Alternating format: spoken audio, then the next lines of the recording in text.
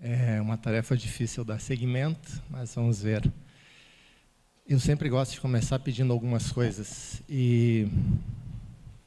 Então eu vou começar pedindo duas coisas. Eu quero pedir que vocês não acreditem em uma palavra do que eu disser aqui. Esse é o primeiro pedido, e é sério. Por favor, não acreditem em uma palavra do que eu disser aqui, porque a crença simples ela é um pouco perigosa. Confirmem. Se vocês acharem que tem algum sentido o que eu disser aqui, confirmem. Coloquem em prática e vejam o que acontece. Segundo pedido, não duvidem de nada do que eu disser aqui. Aquilo que eu lhes disser não é baseado em nada que eu aprendi teoricamente.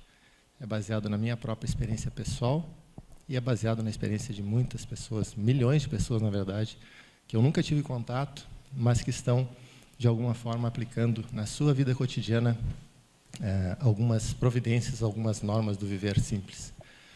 Então, simplificar. Esse é o convite, esse é o tema do nosso encontro. O que eu posso começar lhes dizendo? Em primeiro lugar, lhes dizendo que nós devemos desfazer um equívoco muito grave que normalmente se faz em relação à simplicidade. A simplicidade, de modo algum, é o oposto da complexidade. A simplicidade é prima, eu diria que é irmã da complexidade. Pelo simples fato de a complexidade, ela é uma característica inerente da nossa vida, da natureza do próprio fenômeno chamado vida. Pela experiência e com um grande amigo eu aprendi que a simplicidade ela é o antídoto, o oposto e o antídoto da complicação. São coisas diferentes. E esse amigo me ensinou que nós, seres humanos, normalmente sofremos de uma síndrome. E essa síndrome ela é progressiva, ela é contagiosa e hoje no mundo ela é endêmica. Assim. Guardem esse nome, essa síndrome se chama compliquite complicosa. A compliquite complicose é terrível. Ela está na raiz assim, da vida humana moderna e ela trata-se de sempre buscar algo difícil e complicado. As coisas têm que ser difíceis, as coisas têm que ser complicadas. Ora, o que nós descobrimos quando nós começamos a ver de uma forma mais simples, quando nós começamos a aceitar a complexidade da vida, quando nós não tentamos controlar a vida como fenômeno, é que a vida é uma coisa maravilhosa. E ela se baseia em ter mais. A vida, quando nós vivemos de uma forma simples, ela nos oferece mais. Ela nos oferece mais saúde, em primeiro lugar. Ela nos oferece mais liberdade de opção. Mas, principalmente, uma vida simples nos oferece mais sentido. Hoje, nesse planeta, quase 1 bilhão de pessoas passam fome, fome de alimento, bem entendido. No entanto, quase o dobro disso passa fome de sentido. Quase 2 bilhões de pessoas hoje têm dificuldades em encontrar um sentido para viver. Encontrar o que aqui eu vi muito, e no Brasil eu sempre vejo, alegria por simplesmente estar vivo.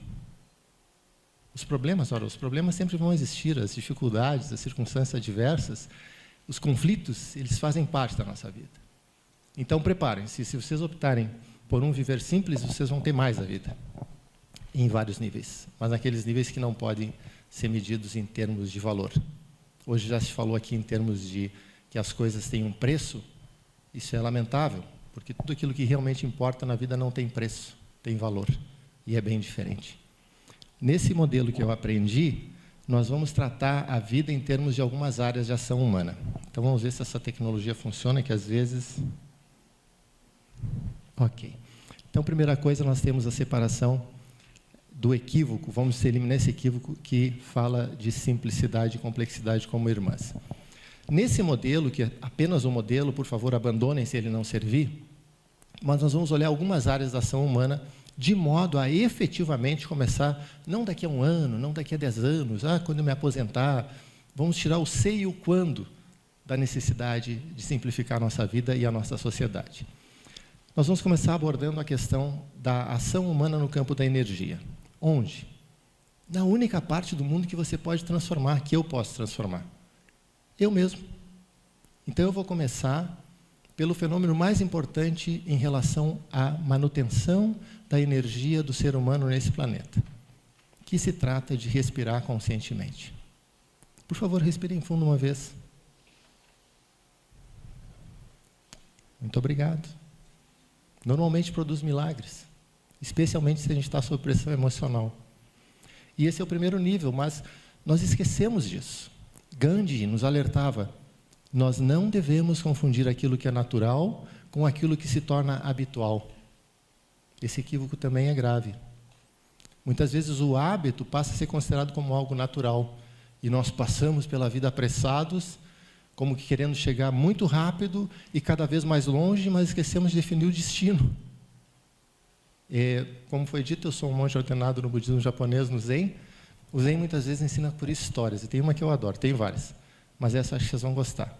Tem uma pessoa parada na beira de uma estrada e vem um cavalo, a galope, pocotó, pocotó, pocotó, pocotó. Aí a pessoa olha e diz: ah, é meu amigo.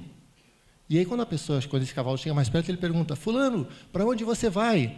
E o do cavalo responde: não sei, pergunte para o cavalo. É mais ou menos isso o que a nossa cultura normalmente vem fazendo, e eu também, né, em relação à nossa vida cotidiana.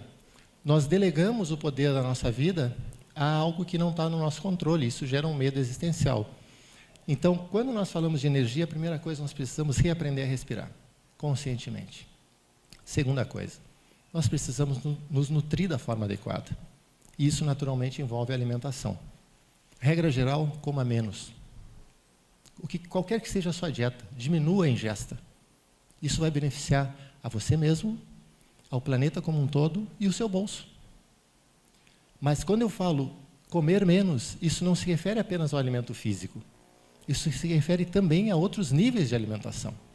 Por exemplo, informação.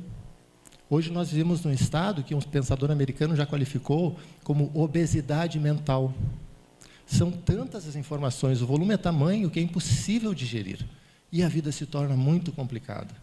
Porque nós temos informações normalmente muito negativas, de muito longe, de todo o planeta, na verdade, porque hoje é uma aldeia global. E nós não vemos o que de bom está acontecendo aqui mesmo, aqui do ladinho. Então, a gestão da energia, ela passa por coisas muito cotidianas. E esse é apenas um nível. Vamos em frente? Movimento. Regra geral, faça. Se vocês olharem o corpo humano, metade é constituído de pernas. Nós somos projetados para nos mover, de preferência caminhando. E, muitas vezes, nós trocamos as pernas por rodas. Bicicleta até vai lá, mas quando são 4 rodas, aí é complicado. Então, quanto mais movimento nós fizermos, melhor. E o outro lado? O outro lado é muito importante. Então, aqui, só tem uma forma de vocês confirmarem, minimamente, que eu tenho razão do que eu estou falando. Vamos fazer uma coisa absolutamente inútil. Eu vou pedir para vocês ficarem 30 segundos sem fazer nada. Apenas prestando atenção na respiração, como eu falei antes. Pode ser? Coloquem-se confortáveis e vamos fazer uma coisa bem inútil, absolutamente inútil. E aí depois vocês me dizem, ou não, como se sentem. Muito bem. Nada a fazer.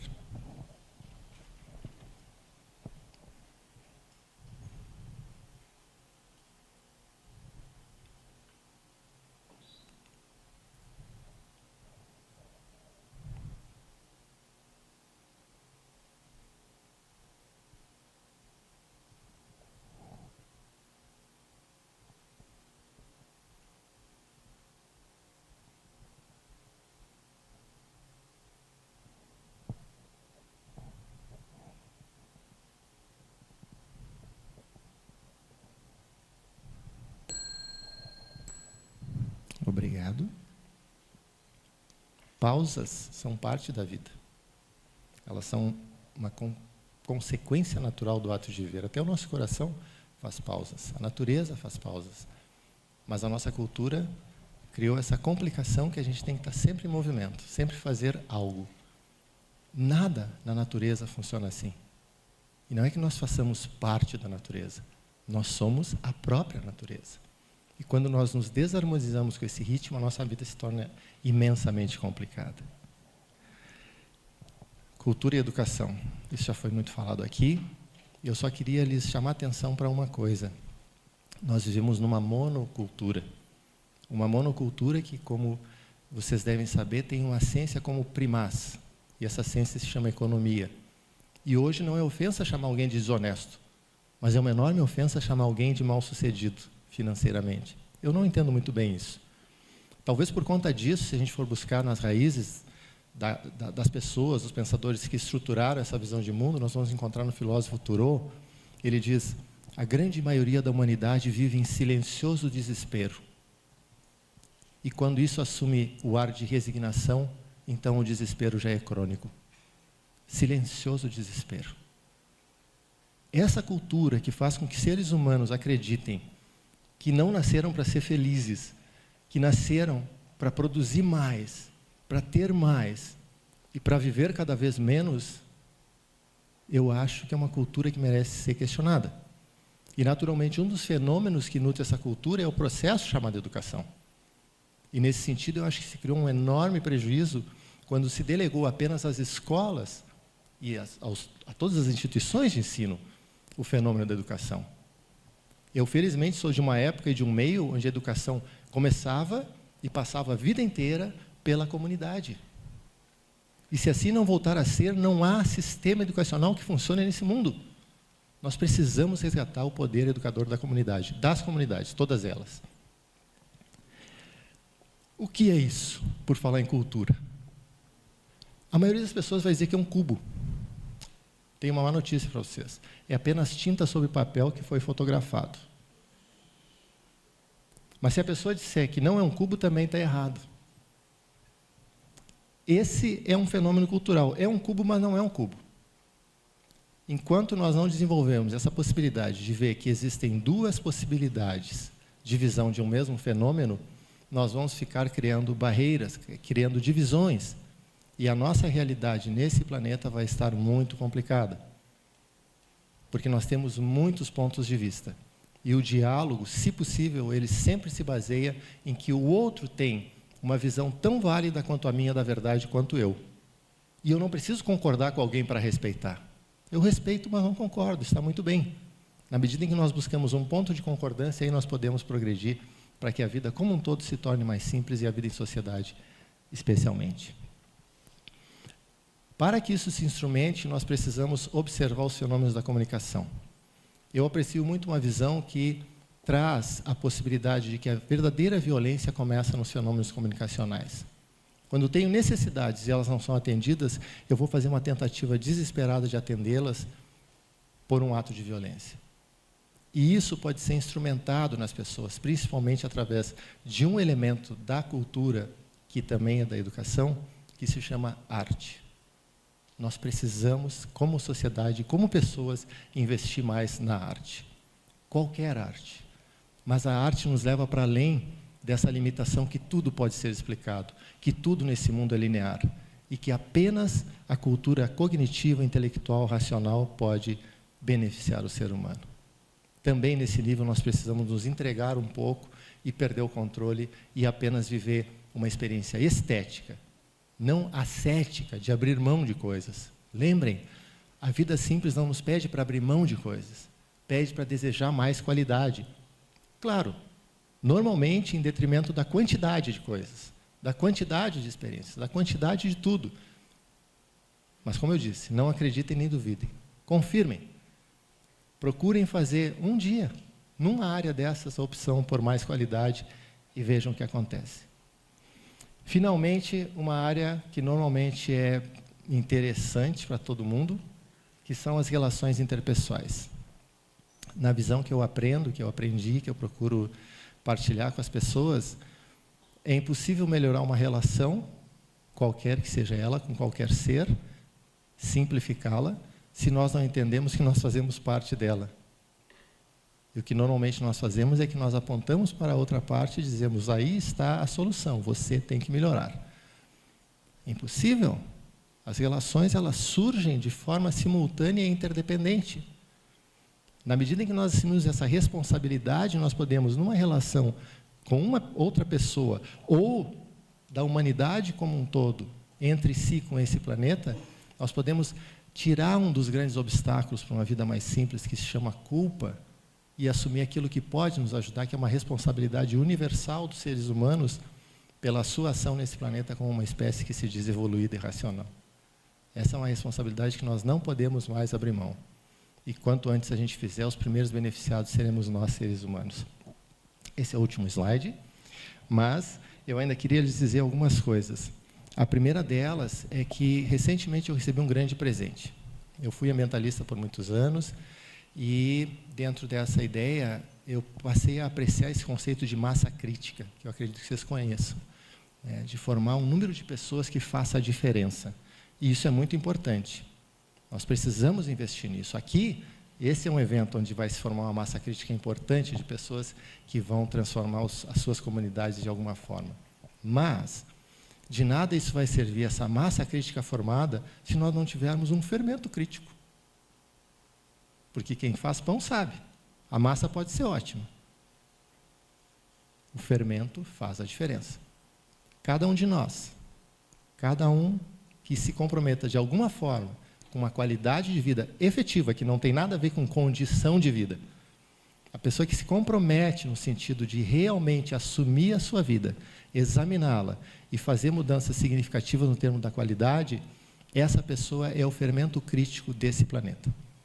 E não se preocupem com coisas grandiosas. O importante é dar pequenos passos, mas com uma motivação grandiosa. Aqui nós tivemos vários exemplos de pessoas que mostraram isso. Na medida em que nós temos uma motivação grandiosa, não importa o tamanho da obra, ela vai inspirar, ela vai transformar a realidade onde nós estamos e muito além, onde nós não percebemos. Porque hoje a moderna biologia já fala desses campos mórficos que de alguma forma são sensibilizados pelo ato de cada elemento de uma espécie. Nós não precisamos de nenhum misticismo para transformar a realidade. Nós não precisamos de heróis ou heroínas. Nós precisamos de seres realmente humanos. E quando as respostas me faltam, eu sempre apelo para uma área que nunca falha, a poesia. Hoje eu tive o mérito de conhecer Salvador, eu não conhecia, estou encantado com essa cidade, lamento não poder ficar muito tempo. E hoje eu acordei e estava chovendo. Aí eu lembrei das palavras de um grande professor do Zen, ele é vietnamita, e ele ensina por poemas. Então eu quero deixar esse poema porque um dos convites, um dos desafios que nos foi feito aqui como palestrantes é que a gente jogasse sementes. E esse poema fala disso. Hoje estava chovendo, sementes, eu digo, esse é um bom momento para falar disso. E o poema diz assim: a suave chuva da primavera permeia o solo da minha alma. A semente, há muito tempo enterrada, apenas sorri. Boa caminhada, bom plantio e boa colheita para todos nós. Muito obrigado.